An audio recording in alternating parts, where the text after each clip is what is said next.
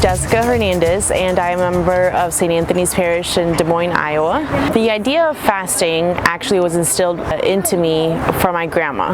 Back in the day, she would actually tell us to fast, which meant that you couldn't eat anything before noon.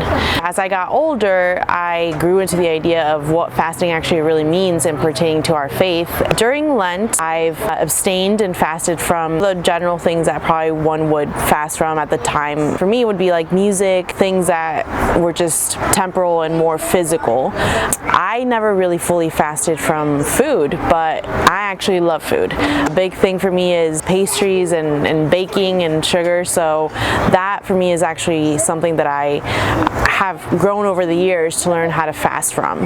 Our faith calls us to fast throughout the whole year, actually, not just during Lent, but I think during Lent it takes a different meaning because we're uniting ourselves with Christ and the suffering that he endured, and he fasted throughout the desert, but because it was preparing him for something bigger. The idea of fasting is emptying you of the things that God doesn't want in your heart. When we talk about purity of heart, I think it also means healing from past wounds and making room for whatever God wants to do in us and whatever he wants to put in our hearts. Whenever we fast, we offer it up for something, whether it's our personal healing or maybe a situation that we're trying to get through, a tough situation.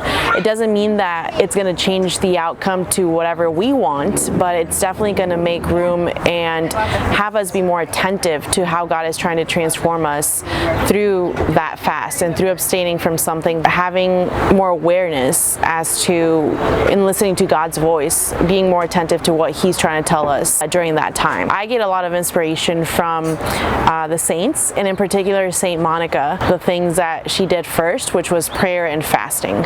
We know Saint Monica was Saint Augustine's mother, and whenever you hear stories about conversion of Saint Augustine, it's attributed to Saint Monica's prayer and fasting. I think often in our day we forget that prayer goes along with fasting. We either do one or the other, but they are together. I also am big on my devotion to Mary and the different apparitions that have been throughout history, including Our Lady of Fatima, and more recently all the messages from Our Lady of Medjugorje, who, with everything that is going on in our world right now, have actually said that through prayer and fasting, wars can be stopped, natural events can be stopped, and God hears our prayers and our offerings through that. The sacrificing that we can do for others that can't do it themselves, it makes a difference for us to partake as our responsibility as baptized Catholics to undergo that suffering and make a difference. Giving up something that it's an indulgence and it's a privilege for us, and it reminds us of how fortunate we are